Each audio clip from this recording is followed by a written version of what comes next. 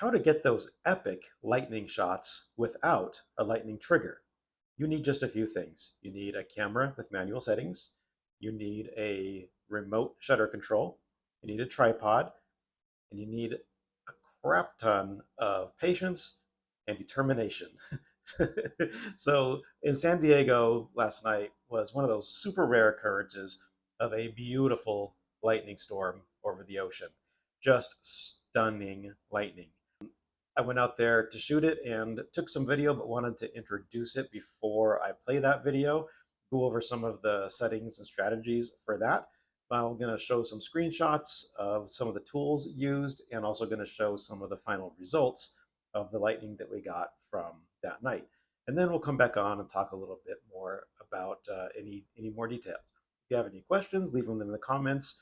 I'll get back to you on those and make sure that you are fully equipped. You have whatever you need to get those incredible lightning shots. Tonight shooting a lightning storm, and it's a good one. And so I want to talk about some tricks to shooting lightning without a lightning trigger. A lightning trigger is a device that sits on the hot shoe of your camera and senses changes in the atmosphere and when a lightning bolt might hit, and then opens the shutter and takes the picture and captures the lightning. They're pretty good, sometimes a little unreliable, sometimes they're great. But tonight, what we're doing is standing out here. There's an epic thunderstorm happening, and leaving the camera shutter open for 30 seconds at a time. So I've got my f-stop, I'm stopped down to I think F11 right now. 30-second exposure on a tripod, and just hitting that exposure button every 30 seconds and just hoping that some lightning bolts happen during those exposure times. As it's been happening, it'll be open for 30 seconds, be closed for a second, and then that's when the lightning strike happens. Of course, right? Of course it is. There have been some good ones, so we'll get them in processing and see what we got. We might even combine the lightning strikes into one, so we have one big epic looking strike. I don't know if I'm going to do that or not. Might just keep it real and just do one shot at a time. But it's a ton of fun. And so this is one of those things where you just don't know. You can't plan for it. Like, I'll be seeing the bolts firing off maybe to the south, so I'll change the camera position. And then as soon as I do that, to the north, there's one of the biggest strikes I've seen of the night. Best practice might be to pick a point, pick a composition, and stick with it and hope that it pays off. Most likely it will. Keep doing that until the memory cards fill up, the batteries die, or the storm ends. You know, it's just go.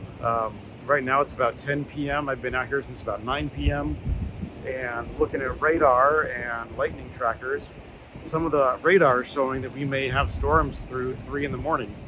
I'm just going to stay out here until they stop, or my cards fill up, or my batteries die. So that's what I'm doing. I will share pictures, and hopefully we get something epic. Okay, a couple of things to clear up or clarify from that video. I don't know, it was dark, there was a lot going on, so I was kind of a little sidetracked in that, but I wanted to just get on camera while I was out there and at least attempt to explain some things. So, a couple things. First, if you want to play a drinking game for every time I say epic, go ahead, because I'm noticing it a lot. But it was just one of those epic nights. So it's all good.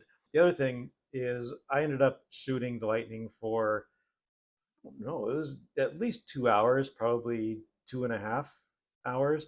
And literally every 30 seconds, I pushed the shutter button. So for 2.5 hours. So however many shots that is, it was well over 200 photographs. So every 30 seconds, push the button. The camera opens its shutter, captures any lightning if there happens to be any.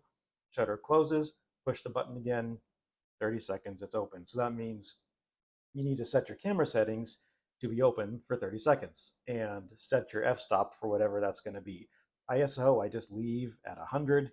You could probably put it on auto, but I just leave it on 100 just to minimize potential noise levels. That's a whole different video because noise levels isn't just an ISO thing, it's an available light thing. But regardless, I keep my ISO at 100. And then f-stop, you can move it around. Sometimes I tried as low as 2.8.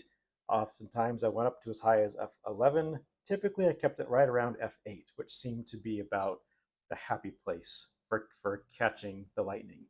If you do want to stack photos where you put multiple pictures on top of one another so the whole sky is filled with lightning, you can do that, but plant your camera and leave it there, because even the slightest little movement is going to mess up that stack and it's not going to work. So I ended up not doing a stacking because I kept moving my camera around. I was just I fell to the temptation of there's all this lightning happening over here, so I'm going to move my camera. And then when I did that, there was more lightning over here, and then I missed shots. So I am really happy with the shots that I got, and I think we did a really nice job of doing what we needed to do to capture some lightning. So I am going to show those here just at the end of this video. I'll just put, I don't know, I think I got 4 or 5 of them, so I'll put those up just kind of in order here.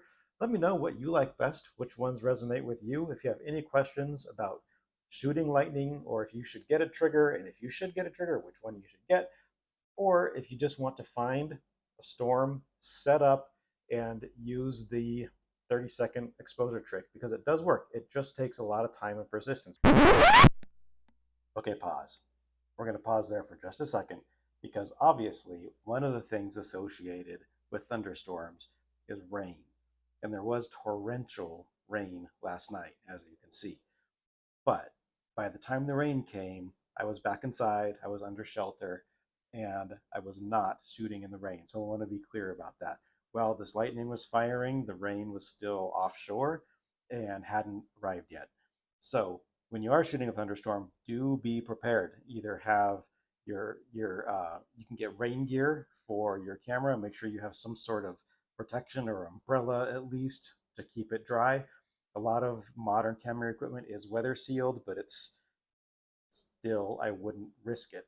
So don't shoot in the rain. If you do shoot in the rain, make sure you have weather protection for yourself and for your camera.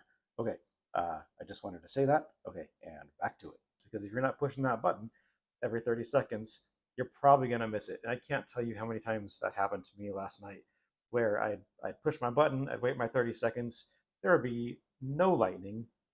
And in that 30 seconds, maybe I grab my phone, or maybe I'm just looking at something, or the shutter comes off and I don't hit it right away.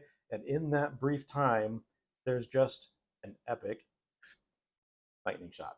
Um, lightning shot, see? Um, there's just an epic lightning that happens, and I miss it. I missed a lot of them, but I was persistent well over 2.5 hours, every 30 seconds, just clicking that button. Because I knew that a storm like this is gonna deliver. And then I used a couple of different radar apps. You can use just the Weather Channel. That was a great one for radar. Then you can see where the storm is and where it's moving and what direction it's coming from. Lightning Tracker is a great app because it shows you where the strikes are happening, and you can just kind of follow them. You can say, okay, they're here, they're moving up here. If I place my camera with this foreground that I want, I know the lightning is going to pass through, and I'm going to be ready with my shutter. So a little bit of planning, but then a lot of luck and a lot of persistence. Please let me know if you have any questions. Shooting lightning is a ton of fun, and the photographs are just absolutely, you guessed it, epic.